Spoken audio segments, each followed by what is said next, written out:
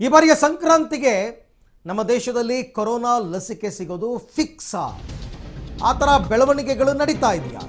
ಸಂಕ್ರಾಂತಿಗೆ corona vaccine ಸಿಗುತ್ತಾ ಅನ್ನುವಂತಹ ಪ್ರಶ್ನೆ ಸಿಗಬಹುದು ಅಂತಕ್ಕಂಥದ್ದು ಈಗ ಸದ್ಯದ ಆಶಾಭಾವನೆ. ಕಿಲ್ಲರ್ ಕೊರೋನಾಗೆ ಕೊನೆಗೂ ಲಸಿಕೆ ಸಿಗ್ತಾ ಇದೆ. ಸ್ವದೇಶಿ ಲಸಿಕೆ ಕೋವ್ಯಾಕ್ಸಿನ್ಗೂ ಕೂಡ ಗ್ರೀನ್ ಸಿಗ್ನಲ್ ಸಿಗ್ತಾ ಇದೆ.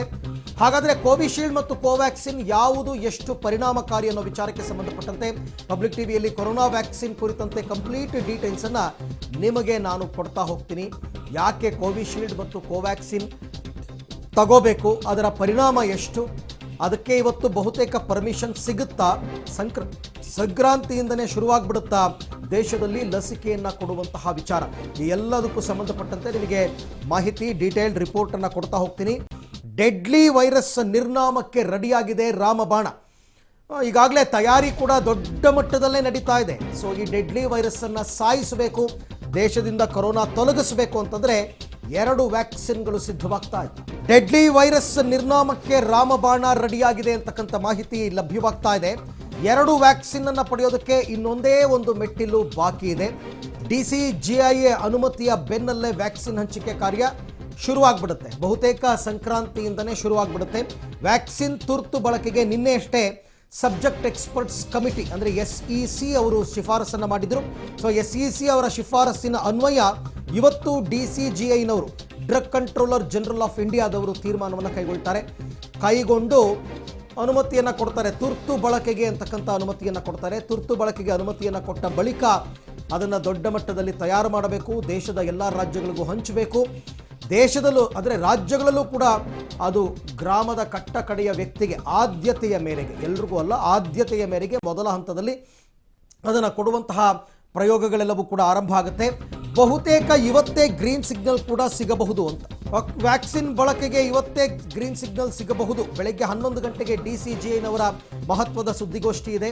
ಕೋವಿಶೀಲ್ಡ್ ಮತ್ತು ಕೋವ್ಯಾಕ್ಸಿನ್ ಎರಡಕ್ಕೂ ಕೂಡ ಅನುಮೋದನೆ ಸಿಗ್ತಕ್ಕಂಥ ಸಾಧ್ಯತೆ ಇದೆ. ಕೋವಿಶೀಲ್ಡ್ ಮತ್ತು ಕೋವ್ಯಾಕ್ಸಿನ್ ಸೆರಮ್ ಇನ್ಸ್ಟಿಟ್ಯೂಟ್ ಆಫ್ ಇಂಡಿಯಾದವರು ಕೋವಿಶೀಲ್ಡ್ ಅನ್ನು ತಯಾರು ಮಾಡಿದ್ದಾರೆ. ಭಾರತ್ ಬಯೋಟೆಕ್ ಮತ್ತು ICMR ಸೇರಿಕೊಂಡು ಕೋವ್ಯಾಕ್ಸಿನ್ ಅನ್ನು ತಯಾರು ಮಾಡಿದ್ದಾರೆ. 2 ಲಸಿಕೆಗಳಿಗೂ ಕೂಡ ಷರತ್ತುಬದ್ಧ ಅನುಮತಿ ಸಿಗ್ತಕ್ಕಂಥ ಸಾಧ್ಯತೆ ಇದೆ. ಹಾಗಾಗಿ ಭಾರಿ ಕುತೂಹಲವನ್ನು ಮೂಡಿಸಿದೆ ಇವತ್ತಿನ DCGIರವರ ಸುದ್ದಿಗೋಷ್ಠಿ. ಸೊ ದೇಶದಲ್ಲಿ ತುರ್ತು ವ್ಯಾಕ್ಸಿನ್ ಬಳಕೆಗೆ DCGIನಿಂದ ಅನುಮತಿ ಪಡೆಯಲಿರುವ 2 ಲಸಿಕೆಯ ಅನುಕೂಲ ಏನು, ಅದರ ವ್ಯತ್ಯಾಸ ಏನು, ಅದರ ರೇಟ್ ಏನು, ಇದೆಲ್ಲದರ ಬಗ್ಗೆ ಮಾಹಿತಿಯನ್ನು ಕೊಡ್ತೀವಿ.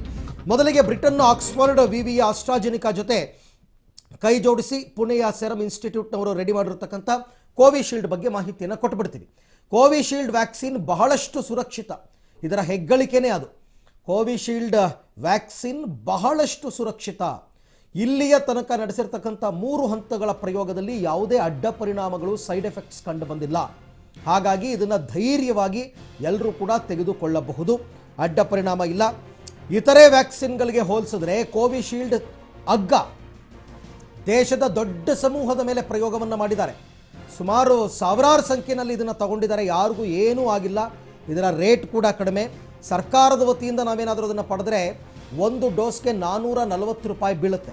ಒಂದು ವೇಳೆ ನಾವೇ ಪ್ರೈವೇಟಾಗಿ ಅದನ್ನು ಫಾರ್ಮಾಸ್ಯೂಟಿಕಲ್ಸ್ ಕಂಪ್ನಿಯಿಂದ ಖರೀದಿ ಮಾಡ್ತೀವಿ ಅಂತಂದರೆ 700ರಿಂದ 800 ರೂಪಾಯಿ ಆಗಬಹುದು ಅಂತಕ್ಕಂಥ ಮಾಹಿತಿ ಇದೆ. ಇನ್ನು ಇದು ಪುಣೆಯ ಸೆರಮ್ ಇನ್ಸ್ಟಿಟ್ಯೂಟ್ನಲ್ಲಿ ಉತ್ಪಾದನೆಯಾಗಿದ್ದು ಇದರ ಸಾಗಣೆ ತುಂಬ ಸುಲಭ, ದೊಡ್ಡ ಸಮಸ್ಯೆ ಇರದೆ ಸಾಗಣೆ ತುಂಬ ಸುಲಭ ಅಂತ ಹೇಳ್ತಾ ಇದ್ದಾರೆ. ಸಾಮಾನ್ಯ ವಾತಾವರಣ 2.8 ಡಿಗ್ರಿಯಿಂದ 8 ಡಿಗ್ರಿ ಉಷ್ಣಾಂಶದಲ್ಲಿ ಇದನ್ನು ಶೇಖರಣೆ ಮಾಡಬಹುದು. ಅಂದರೆ ನಮ್ಮ ನಾರ್ಮಲ್ ಫ್ರಿಡ್ಜ್ನಲ್ಲಿ ಕೂಡ, ಫ್ರೀಝರ್ನಲ್ಲಿ ಇದನ್ನು ಇಟ್ಕೊಳ್ಬಹುದು. ಕೋವಿಶೀಲ್ಡನ್ನು 6 ತಿಂಗಳವರೆಗೂ ಶೇಖರಿಸಿಡಬಹುದು ಅಂತಕ್ಕಂಥ ಮಾಹಿತಿ ಲಭ್ಯವಾಗಿದೆ. 6 ತಿಂಗಳು ಮುಚ್ಚಳ ತೆಗೆದ ಮೇಲೆ 5ರಿಂದ 6 ಗಂಟೆಯ ತನಕ ಇದನ್ನು ಉಪಯೋಗಿಸಬಹುದು. ಕೆಲವೆಲ್ಲ 1-2-3 ನಿಮಿಷಗಳ ಟೈಮ್, ಮುಚ್ಚಳ ತೆಗೆದ ತಕ್ಷಣ ಇಮಿಡಿಯೇಟಾಗಿ ಕೊಟ್ಟುಬಿಡಬೇಕು. ಬಟ್ ಇದನ್ನು 5ರಿಂದ 6 ಗಂಟೆಯ ತನಕ ಇದನ್ನು ಬಳಸೋದಕ್ಕೆ ಯೋಗ್ಯ. ಇಷ್ಟೆಲ್ಲ ಹೆಗ್ಗಳಿಕೆ ಇರೋದ್ರಿಂದ ಇದನ್ನು ಬಳಸ್ಬೋದು. ಇನ್ನು ಕೋವ್ಯಾಕ್ಸಿನ್ ಆತ್ಮನಿರ್ಭರ್ ಭಾರತ ಅಭಿಯಾನಕ್ಕೆ ಪುಷ್ಟಿ ಎಂಬಂತೆ ICMR ಸಹಯೋಗದಲ್ಲಿ ಹೈದರಾಬಾದ್ನ ಬಯೋಟೆಕ್ನ ಸಂಸ್ಥೆ ಶಮೀರ್ಪೇಟ್ನ ಜೀನೋಮ್ ವ್ಯಾಲಿಯಲ್ಲಿ ರೆಡಿ ಆಗ್ತಾ ಇರತಕ್ಕಂಥ ಸ್ವದೇಶಿ ಲಸಿಕೆ ಭಾರತ್ ಬಯೋಟೆಕ್ ಅವರ ಲಸಿಕೆ ಕೋವ್ಯಾಕ್ಸಿನ್ ಬಗ್ಗೆ ಮಾಹಿತಿಯನ್ನು ಪಡ್ಕೊಳ್ಳೋಣ. ನವೆಂಬರ್ ಮಧ್ಯಭಾಗದಿಂದ 3ನೇ ಹಂತದ ಪ್ರಯೋಗ ನಡೆದಿದೆ. ಬೆಂಗಳೂರಿನ ವೈದೇಹಿ ಕಾಲೇಜಿನಲ್ಲಿ ಮತ್ತು ಬೆಳಗಾವಿಯ ಜೀವನ್ ರೇಖಾ ಆಸ್ಪತ್ರೆ ಸೇರಿದಂತೆ ಹಲವಾರು ಕಡೆ ಇದರ ಪ್ರಯೋಗ 3ನೇ ಹಂತದ್ದು ನಡೀತಾ ಇದೆ. ಆದರೆ ಸುರಕ್ಷತೆ ಮತ್ತು ಪರಿಣಾಮಕಾರಿ ಬಗ್ಗೆ ಇನ್ನೂ ಅಸ್ಪಷ್ಟ, ಯಾಕೆಂದರೆ ಇನ್ನೂ ಕೂಡ ಅದರ ರಿಸಲ್ಟ್ ಬಂದಿಲ್ಲ. ಅಗತ್ಯ 26,000 ಪೈಕಿ 23,000 ಜನರ ಮೇಲೆ ಪ್ರಯೋಗ ಮಾಡಿದ್ದಾರೆ. ಟಾರ್ಗೆಟ್ ರೀಚ್ ಆಗ್ತೀವಿ ಅಂತ ಅಂದ್ಬಿಟ್ಟು ನಿನ್ನೆಯಷ್ಟೇ ಭಾರತ್ ಬಯೋಟೆಕ್ನ ಜಾಯಿಂಟ್ MD ಆಗಿರ್ತಕ್ಕಂಥ ಸುಚಿತ್ರಾ ಎಲ್ಲ ಅವರು ಹೇಳಿಕೆಯನ್ನು ಕೊಟ್ಟಿದ್ದಾರೆ. ಆದರೆ 3ನೇ ಹಂತದ ಪ್ರಯೋಗದ ಫಲಿತಾಂಶ ಇನ್ನೂ ಕೂಡ ಪ್ರಕಟ ಆಗಿಲ್ಲ. ಸದ್ಯಕ್ಕೆ ಕೇವಲ ಇದು 60% ಅಷ್ಟೇ ಪರಿಣಾಮಕಾರಿ ಅಂತ ಅಂದುಕೊಳ್ಬಹುದು. 3ನೇ ಹಂತದ ರಿಪೋರ್ಟ್ ಬಂದ ಮೇಲೆ ಗೊತ್ತಾಗುತ್ತೆ ಅದಿನ್ನೂ ಎಷ್ಟು ಪರಿಣಾಮಕಾರಿ ಅಂತಕ್ಕಂಥದ್ದು. ಬ್ರಿಟನ್ ವೈರಸ್ ನಿಗ್ರಹಕ್ಕಾಗಿ ಷರತ್ತುಬದ್ಧ ಬಳಕೆಗೆ SEC ಇದನ್ನು ಶಿಫಾರಸು ಮಾಡಿದೆ. ಷರತ್ತನ್ನು ಹಾಕಿ ಬಳಸಿ ಅಂತಕ್ಕಂಥದ್ದನ್ನು ಕೊಟ್ಟಿದ್ದಾರೆ. ಹೀಗಾಗಿ ಕೋವ್ಯಾಕ್ಸಿನ್ ನಿರ್ಬಂಧಿತ ಬಳಕೆಗಷ್ಟೇ ಸೀಮಿತ, ಎಲ್ರಿಗೂ ಕೊಡೋಕ್ಕಾಗಲ್ಲ. ಸ್ವಲ್ಪ ಸಪೋರ್ಟಿವ್ ಆಗಿ ಇದನ್ನು ಬಳಸ್ಬೋದು. ಕೋವ್ಯಾಕ್ಸಿನ್ ಜೊತೆಗೆ ಸಪೋರ್ಟಿವ್ ಆಗಿ ಇದನ್ನು ಬಳಸ್ಕೊಳ್ಬಹುದು. ಸಾಮಾನ್ಯ ತಾಪಮಾನದಲ್ಲಿ ಹೊಂದಿಕೊಳ್ಳುವಂತಹ ಹಿನ್ನೆಲೆಯಲ್ಲಿ ಅನುಮತಿಯನ್ನು ಕೊಟ್ಟಿದ್ದಾರೆ. ದೇಸಿ ಲಸಿಕೆ ಸಾಮಾನ್ಯ ಬೆಲೆಯದ್ದಾಗಿರುತ್ತೆ, ಅದೇನು ತುಂಬ ರೇಟ್ ಏನಿರಲ್ಲ. ಹೈದರಾಬಾದ್ನ ಜೆನೋಮ್ ವ್ಯಾಲಿಯಲ್ಲಿ ಉತ್ಪಾದನೆ ಆಗ್ತಾ ಇದೆ. ಇದರ ಸಾಗಾಟ ಕೂಡ ತುಂಬ ಸುಲಭ ಅಂತ ಹೇಳ್ತಾ ಇದ್ದಾರೆ. ಈ ಎಲ್ಲ ವಿಚಾರಕ್ಕೆ ಸಂಬಂಧಪಟ್ಟಂತೆ ಮತ್ತಷ್ಟು ಮಾಹಿತಿಯನ್ನು ಪಡೆಯೋಣ. ನನ್ನ ಕೊಲೀಗ್ ಶಬೀರ್ ನವದೆಹಲಿಯಿಂದ ನನ್ನ ಜೊತೆ ಜಾಯ್ನ್ ಆಗ್ತಾ ಇದ್ದಾರೆ. ಎಸ್ ಶಬೀರ್, ಇವತ್ತು DCGIನವರು ಕರೆದಿರ್ತಕ್ಕಂಥ ಸುದ್ದಿಗೋಷ್ಠಿ, ಇದರ ಮಹತ್ವ ಏನು? ಇವತ್ತೇ ಅನುಮೋದನೆ ಸಿಗುತ್ತಾ ಎರಡೂ ಲಸಿಕೆಗಳಿಗೆ ಅಂತ? ಹೌದು ಅರವಿಂದ್, ಇವತ್ತು ಭಾರತಕ್ಕೆ ಒಂದು ರೀತಿ ನಿರ್ಣಾಯಕ ದಿನ ಅಂತಾನೆ ಹೇಳ್ಬೋದು. ಯಾಕಂದ್ರೆ ಕಳೆದೊಂದು ವರ್ಷದಿಂದಲೂ ಕೂಡ ದೇಶದಲ್ಲಿ ಕೊರೋನಾ ವೈರಸ್ ಅನ್ನ ಏನು ಎದುರಿಸ್ತಾ ಇರುವಂತದ್ದು. ಹೀಗಾಗಿ ಇವತ್ತು ಆ ಒಂದು ವೈರಸ್ ಅನ್ನ ನಿಗ್ರಹಿಸಲಿಕ್ಕೆ ದೇಶದಲ್ಲಿ 2 ಲಸಿಕೆಗಳಿಗೆ ಅನುಮೋದನೆ ಸಿಗುವಂತ ಸಾಧ್ಯತೆಗಳಿದಾವೆ. ಈಗಾಗಲೇ ಕಳೆದ 2 ದಿನಗಳಿಂದ ಸಭೆ ನಡೆಸಿರುವಂತ SEC ಸಮಿತಿ 2 ಲಸಿಕೆಗಳನ್ನ ಭಾರತದಲ್ಲಿ ತುರ್ತು ಬಳಕೆ ಮಾಡಬಹುದು ಅಂತ DCGIಗೆ ಶಿಫಾರಸನ್ನ ಮಾಡಲಾಗಿದೆ. ಇವತ್ತು 11 ಗಂಟೆಗೆ ಬೆಳಗ್ಗೆ DCGI ಕೂಡ ಒಂದು ಮಹತ್ವದ ಸುದ್ದಿಗೋಷ್ಠಿಯನ್ನ ಕರೆದಿದೆ. ಈ ಒಂದು ಸುದ್ದಿಗೋಷ್ಠಿಯಲ್ಲಿ 2 ಲಸಿಕೆಗಳಿಗೂ ಕೂಡ ತುರ್ತು ಬಳಕೆಗೆ ಅನುಮೋದನೆ ಕೊಡುವಂತ ಸಾಧ್ಯತೆಗಳಿದೆ ಅಂತ ಹೇಳಲಾಗ್ತಾ ಇದೆ. ಮೊನ್ನೆ ಕೋವಿಶೀಲ್ಡ್ ವ್ಯಾಕ್ಸಿನ್ಗೆ ಮೊದಲು ಅವಕಾಶವನ್ನ ಕೊಡಲಾಗಿತ್ತು. ಮತ್ತೆ ನಿನ್ನೆ ಕೂಡ ಸುದೀರ್ಘವಾದಂತ ಏನು ಪರಿಶೀಲನೆ ಬಳಿಕ ಕೋವ್ಯಾಕ್ಸಿನ್ ಲಸಿಕೆಗೂ ಕೂಡ ಏನು ಷರತ್ತುಬದ್ಧ ಅನುಮತಿಯನ್ನ ಕೂಡ ಕೊಡಲಾಗಿದೆ. ಹೀಗಾಗಿ ಒಂದು ಬ್ರಿಟನ್ನ ಲಸಿಕೆ, ಮತ್ತೊಂದು ಭಾರತದ ದೇಸಿ ಲಸಿಕೆಗೆ ಈಗ ಅವಕಾಶವನ್ನ ಕೊಡಲಾಗಿರುವಂತದ್ದು. ಈ 2 ಲಸಿಕೆಗಳಿಗೆ ಏನು ಇವತ್ತು DCGI ಅನುಮತಿಯನ್ನ ಕೊಡುವಂತ ಸಾಧ್ಯತೆಗಳಿದಾವೆ. ಇದ್ರ ಜೊತೆಗೆ ಕೆಲವೊಂದಿಷ್ಟು ನಿರ್ಬಂಧಗಳನ್ನು ಕೂಡ DCGI ವಿಧಿಸಿರುವಂತದ್ದು. ಆ ನಿರ್ಬಂಧಗಳೇನು, ಮತ್ತೆ ಭಾರತದಲ್ಲಿ 2 ಲಸಿಕೆಗಳು ಹೇಗೆ ಕಾರ್ಯನಿರ್ವಹಿಸಲಿದ್ದಾವೆ, ಜೊತೆಗೆ ಯಾವಾಗ ಜನಸಾಮಾನ್ಯರಿಗೆ ಲಭ್ಯ ಆಗುವಂತ ನಿರೀಕ್ಷೆಗಳು ಇದಾವೆ ಅನ್ನೋದು ಕೂಡ ಸ್ಪಷ್ಟಪಡಿಸುವಂತ ಸಾಧ್ಯತೆ ಇದೆ. Arvind. Okay Shabbir, thank you, ತಮ್ಮೆಲ್ಲ ಮಾಹಿತಿಗೆ ಧನ್ಯವಾದ. ಇನ್ನು ಸೇರಂನ ಕೋವಿಶೀಲ್ಡ್ ಮತ್ತು ಭಾರತ್ ಬಯೋಟೆಕ್ನ ಕೋವ್ಯಾಕ್ಸಿನ್ ಬಗ್ಗೆ HR ರಂಗನಾಥ್ ಅವರು ಬಿಗ್ ಬುಲೆಟಿನಲ್ಲಿ ಸಮಗ್ರವಾಗಿ ವಿಶ್ಲೇಷಣೆಯನ್ನು ಕೊಟ್ಟಿದ್ದಾರೆ. ನೋಡೋಣ ಬನ್ನಿ. ಈವರೆಗೆ ನಮ್ಮ ವಿಜ್ಞಾನಿಗಳು ತೆಗೆದುಕೊಳ್ಳುತ್ತಿದ್ದಂತಹ ಸಮಯ ಯಾವುದೋ ಮಮ್ಸ್ದೋ ಯಾವುದೋ ಒಂದು 4 ವರ್ಷ ಬಿಟ್ಟರೆ 4-5 ವರ್ಷ, 10 ವರ್ಷ, 12 ವರ್ಷ, 14 ವರ್ಷ, 16 ವರ್ಷ ಒಂದು ಲಸಿಕೆ. ಕ್ಲಿನಿಕಲ್ ಟ್ರಯಲ್ಸ್ ಅಂದರೆ ಮನುಷ್ಯರ ಮೇಲೆ ಪ್ರಯೋಗಗಳನ್ನು ಮಾಡಲಿಕ್ಕೆ ಬರೋದಕ್ಕೇನೆ 4 ವರ್ಷ 5 ವರ್ಷ. ಆದರೆ ಇವತ್ತಾಗಿರೋದು ವಿಜ್ಞಾನ ದಾಪುಕಾಲಿನಲ್ಲಿ ಹೋಗಿದೆಯೋ ಅಥವಾ ಹೆಮ್ಮಾರಿಯನ್ನು ಹಾಗೆ ಹೆಡೆಮುರಿ ಕಟ್ಟಿ ಬಿಸಾಕ್ಬಿಡೋಣ ಅನ್ನೋ ತೀರ್ಮಾನಕ್ಕೆ ನಾವು ಬಂದುವೋ ಅಥವಾ ಅದು ಏನಾಯಿತೋ, ಮ್ಯಾಜಿಕ್ ರೂಪದಲ್ಲಿ 11 ತಿಂಗಳು ಕೊರೋನಾ ಪ್ರಕಟವಾದ ನಂತರ ಈ ಲಸಿಕೆ ಮಾರುಕಟ್ಟೆಗೆ ಬರ್ತಾ ಇದೆ. ಇದು ಮನುಕುಲದ ವೈದ್ಯ ಇತಿಹಾಸದಲ್ಲೇ ಒಂದು ಚರಿತ್ರಾರ್ಹವಾದಂತಹ ಇದು ಸಮಯ. ದೀರ್ಘಕಾಲ ಇದು ರೆಕಾರ್ಡ್ ಆಗತ್ತೆ.